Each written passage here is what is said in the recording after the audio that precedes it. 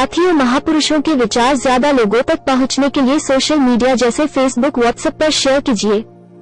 सभी बुद्धिमान और वैचारिक साथियों का great Indian leaders unread book YouTube channel में स्वागत है। साथियों, सबसे पहले मैं सभी महापुरुषों को नमन करता हूँ। साथियों, आज के समय में हमारे लोग महापुरुषों की किताबें पढ़ते नहीं है। इसी वजह से उन्हें सही गलत, दोस्त और दुश्मन की पहचान नहीं होती। लेकिन हमारे लोगों को सही इतिहास मालूम होना चाहिए। यही सोचकर मैंने यह प्रयास किया और मैं सफल भी हुआ। साथियों, अब आपको किताब पढ़ना नहीं है, महापुरुषों की किताब में क्या लिखा है सिर्फ सुनना है और देखना है। आप सब मेरे इस कार्य में सहयोग करेंगे, ऐसी मैं आशा करता हूँ।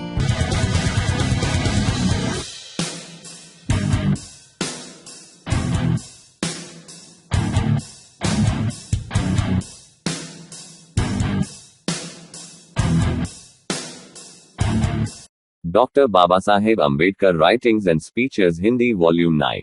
अस्पृश्यता अथवा भारत की बहिष्कृत बस्तियों के प्राणी। अंग्रेजी में यह 208 पेज की पांडुलिपि दूसरी प्रति है, जिसका शीर्षक है अनचेबल्स और the children of India's ghetto, अस्पृश्यता अथवा भारत की बहिष्कृत बस्तियों के प्राणी। यह पूरी पांडुलिपि स्वयं में एक स्वतंत्र पुस्तक स्वरूप है। इसके साथ एक विषय सूची मिलती है जो 4 खंडों में है। यह आगे 14 अध्यायों में विभक्त है। इन अध्यायों के क्रम में थोड़ा संशोधन करना पड़ा, जिससे उसे विषय सूची के अनुसार रखा जा सके। अध्यायों के शीर्षकों में कुछ एक संशोधनों को छोड़कर लेखक ने बाकी सारी सामग्री में कहीं कोई संशोधन नहीं किया है। संपादक भाग अस्पृश्य होने का अर्थ, अस्पृश्यता उसका स्रोत। ऐसे लोगों की कमी नहीं है जो अस्पृश्यों की दयनीय स्थिति से दुखी हो यह चिल्लाकर अपना जी हल्का करते फिरते हैं कि हमें अस्पृश्यों के लिए कुछ करना चाहिए। लेकिन इस समस्या को जो लोग हल करना चाहते हैं, उनमें से शायद ही कोई ऐसा व्यक्ति हो जो यह कहता हो कि हमें अस्पृश्य हिंदुओं को बदलने के लिए भी कुछ करना चाहिए। यह धारणा बनी हुई है कि अगर किसी का सुधार होना है तो वह अस्पृश्यों का ही होना है। अगर कुछ किया जाना है तो वह अस्पृश्यों के प्रति किया जाना है, और अगर अस्पृश्यों को सुधार दिया जाए तब अस्पृश्यता की भावना मिट जाएगी। सवर्णों के बारे में कुछ भी नहीं किया जाना है। उनकी भावनाएं, आचार विचार और आदर्श उच्च हैं। वे पूर्ण हैं, उनमें कहीं भी कोई खोट नहीं है। क्या यह धारणा उचित है? यह धारणा उचित हो या अनुचित, लेकिन हिंदू इसमें कोई परिवर्तन नहीं चाहते। उन्हें इस धारणा का सबसे बड़ा लाभ यह है कि वे इस बात से आश्वस्त हैं कि वे अस्पृश्यों की समस्या के लिए बिल्कुल भी उत्तरदायी नहीं है। यह मनोवृत्ति कितनी स्वभाव अनुरूप है, इसे यहूदियों के प्रति ईसाइयों की मनोवृत्ति का उदाहरण देकर स्पष्ट किया जा सकता है। हिंदुओं की तरह ईसाई भी यह नहीं मानते कि यहूदियों की समस्या असल में ईसाइयों की समस्या है। इस विषय पर लुइस गोल्डिन की टिप्पणी इस स्थिति को और अधिक स्पष्ट करती है। यहूदियों की समस्या असलियत में किस तरह ईसाइयों की समस्या है, इसे बताते हुए वह कहते हैं कि जिस अर्थ में मैं यहूदियों की समस्या को असलियत में ईसाई समस्या समझता हूं, उसको स्पष्ट करने के लिए बहुत ही सीधी सी मिसाल देता का हूं। मेरे ध्यान में मिश्रित जाति का एक आयरिश शिकारी कुत्ता आ रहा है। इसे मैं बहुत दिनों से देखता आया हूं। यह मेरे दोस्त जॉन स्मिथ का कुत्ता है, नाम है पैडी। वह इसे बेहद प्यार करते हैं। पैडी को स्कॉच शिकारी कुत्ते नापसंद है। इस जाति का कोई कुत्ता उसके आसपास 20 गज दूर से भी नहीं निकल सकता, और कोई देख भी जाता है तो वह मुंह भूखकर आसमान सिर पर उठा लेता है। उसकी यह बात जॉन स्मिथ को बेहद बुरी लगती है और वह उसे चुप करने का हर संभव प्रयत्न भी करते हैं, क्योंकि पैडी जिन कुत्तों से नफरत करता है वे बेचारे चुपचाप रहते हैं और कभी भी पहले नहीं भूखते। मेरा दोस्त हालांकि पैडी को बहुत प्यार करता है, तो भी वह यह सोचता है, और जैसा कि मैं भी सोचता हूं, कि पैडी की यह आदत बहुत कुछ उसके किसी जाति विशेष होने पर उसके स्वभाव के कारण है। हमसे किसी ने यह नहीं कहा कि यहाँ जो समस्या है वह स्कॉच शिकारी कुत्ते की समस्या है, और जब पैडी अपने पास के किसी कुत्ते पर झपटता है जो बेचारा टट्टी पेशाब वगैरह के लिए जमीन सूंघ रहा होता है, तब उस कुत्ते को क्या इसलिए मारना पीटना चाहिए कि वह वहां अपने अस्तित्व के कारण पैडी को हमला करने के लिए उकसा देता है। हम देखते हैं कि यहूदी समस्या और अस्पृश्यों की समस्या एक जैसी है। स्कॉच शिकारी कुत्ते के लिए जैसा पैडी है, यहूदियों के लिए वैसा कोई ईसाई है, और वैसा ही अस्पृश्यों के लिए कोई हिंदू है। किंतु एक बात में यहूदियों की समस्या और ईसाई समस्या एक दूसरे की विरोधी है। यहूदी और ईसाई अपनी प्रजाति के एक दूसरे के शत्रु होने के कारण एक दूसरे से अलग कर दिए गए हैं। यहूदी प्रजाति ईसाई प्रजाति के विरुद्ध है। हिंदू और अस्पृश्य इस प्रकार की शत्रुता के कारण एक दूसरे से अलग नहीं है। उनकी एक ही प्रजाति है और उनके एक जैसे रीति रिवाज है। दूसरी बात यह है कि यहूदी ईसाइयों से अलग अलग रहना चाहते हैं।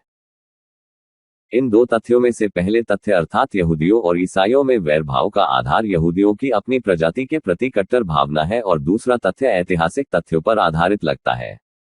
प्राचीन काल में ईसाइयों ने यहूदियों को अपने साथ मिलाने के कई प्रयत्न किए, लेकिन यहूदियों ने इसका सदा प्रतिरोध किया। इस संबंध में दो घटनाएं उल्लेखनीय हैं। पहली घटना नेपोलियन के शासनकाल की है। जब फ्रांस की राष्ट्रीय असेंबली इस बात के लिए सहमत हो गई कि यहूदियों के लिए मानव के अधिकार घोषित किए जाएं, तब अल्साके के व्यापारी संघ और प्रतिक्रियावादी पुरोहितों ने यहूदी प्रश्न को फिर उठाया।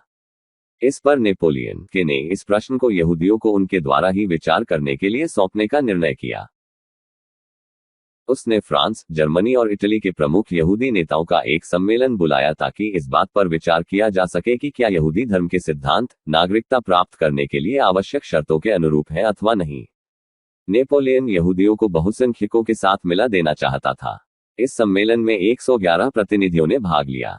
यह सम्मेलन 25 जुलाई 1806 को पेरिस के टाउन हॉल में हुआ, जिसमें 12 प्रश्न विचारार्थ रखे गए थे। ये प्रश्न मुख्य रूप से यहूदियों में देशभक्ति की भावना, यहूदियों और गैर यहूदियों के बीच विवाह होने की संभावना और इसकी कानूनी मान्यता से संबंधित थे। सम्मेलन में जो घोषणा की गई, उससे नेपोलियन इतना प्रसन्न हुआ कि उसने यरूशलेम की प्राचीन परिषद के आधार पर यहूदियों की एक सर्वोच्च न्याय परिषद सैनहेड्रिन का आयोजन किया। उसने इसे विधानसभा का कानूनी दर्जा देना चाहा। इसमें फ्रांस, जर्मनी, हॉलैंड और इटली के 71 प्रतिनिधि शामिल हुए। इसकी अध्यक्षता स्ट्रासबर्ग के रब्बी सिनेजेम ने की। इसकी बैठक 9 फरवरी 1807 को हुई और इसमें एक घोषणा पत्र स्वीकार किया गया, जिसमें इस बात के लिए सभी यहूदियों का आह्वान किया गया कि वे फ्रांस को अपने पूर्वजों का निवास स्थान मान लें, इस देश के सभी निवासियों को अपना भाई समझें और यहाँ की भाषा बोलें। इसमें यहूदियों और ईसाइयों के बीच विवाह संबंध उदार भाव से ग्रहण करने का भी अनुरोध किया गया, लेकिन इस घोषणा पत्र में यह भी कहा गया कि ये विवाह संबंध यहूदियों की धार्मिक महासभा द्वारा नहीं स्वीकृत किए जा सके। यहाँ यह उल्लेखनीय है कि यहूदियों ने अपने और गैर यहूदियों के साथ विवाह संबंध होने की स्वीकृति नहीं दी। उन्होंने इन संबंधों के विरुद्ध कुछ भी कार्रवाई न करने के बारे में सहमति मात्र दी थी। दूसरी घटना तब की है जब बटाविया गणराज्य की स्थापना 1795 में हुई थी। इसमें यहूदी संप्रदाय के अति उत्साही सदस्यों ने इस बात पर दबाव डाला कि उन ढेर सारे प्रतिबंधों को समाप्त किया जाए जिनसे यहूदी पीड़ित हैं। किंतु प्रगतिशील यहूदियों ने नागरिकता के पूर्ण अधिकार की जो मांग की थी, उसका एम्स्टर्डम में रहने वाले यहूदियों के नेताओं ने पहले तो विरोध किया, जो काफी आश्चर्य की बात थी। उनको आशंका थी कि नागरिक समानता होने से यहूदी धर्म की सुरक्षा खतरे में पड़ जाएगी, और उन्होंने घोषणा की कि उनके सहधर्मी अपने नागरिक होने के अधिकार का परित्याग करते हैं, क्योंकि इससे उनके धर्म के निर्देशों के अनुपालन में बाधा पहुंचती है। इससे स्पष्ट है कि वहां के यहूदियों ने उस गणराज्य के सामान्य नागरिक के रूप में रहने की अपेक्षा विदेशी के रूप में रहना अधिक पसंद किया था। ईसाइयों के स्पष्टीकरण का चाहे जो भी अर्थ समझा जाए, इतना तो स्पष्ट है कि उन्हें कम से कम इस बात का तो एहसास रहा है कि उनका यह प्रमाणित करना एक दायित्व है कि यहूदियों के प्रति उनका व्यवहार गैर मानवीय नहीं रहा है। परंतु हिंदुओं ने अस्पृश्यों के साथ अपने व्यवहार के औचित्य को प्रमाणित करने की बात तो कभी सोची ही नहीं। हिंदुओं का दायित्व तो बहुत बड़ा है, क्योंकि उनके पास कोई वास्तविक कारण है ही नहीं जिसके अनुसार वे अस्पृश्यता को उचित ठहरा सके। वे यह नहीं कह सकते कि कोई व्यक्ति समाज में इसलिए अस्पृश्य है क्योंकि वह कोढ़ी है या वह घिनौना लगता है। वे यह भी नहीं कह सकते कि उनके और अस्पृश्यों के बीच में कोई धार्मिक वैर है जिसकी खाई को पाटा नहीं जा सकता। वे यह तर्क भी नहीं दे सकते कि अस्पृश्य स्वयं हिंदुओं में घुलना मिलना नहीं चाहते। लेकिन अस्पृश्यों के संबंध में ऐसी बात नहीं है। वे अर्थ में अनादि हैं और शेष से विभक्त हैं। लेकिन यह पृथकता, उनका पृथकवास उनकी इच्छा का परिणाम नहीं है। उनको इसलिए दंडित नहीं किया जाता कि वे घुलना मिलना नहीं चाहते। उन्हें इसलिए दंडित किया जाता है कि वे हिंदुओं में घुल मिल जाना चाहते हैं। दूसरे शब्दों में हम यह कह सकते हैं कि हालांकि यहूदियों और अस्पृश्यों की समस्या एक जैसी है क्योंकि यह समस्या दूसरों की पैदा की हुई है, तो भी वह मूलतः भिन्न है। यहूदी की समस्या स्वेच्छा से अलग रहने की है। अस्पृश्यों की समस्या यह है कि उन्हें अनिवार्य रूप से अलग कर दिया गया है। अस्पृश्यता एक मजबूरी है, पसंद नहीं। 2. अस्पृश्य उनकी संख्या।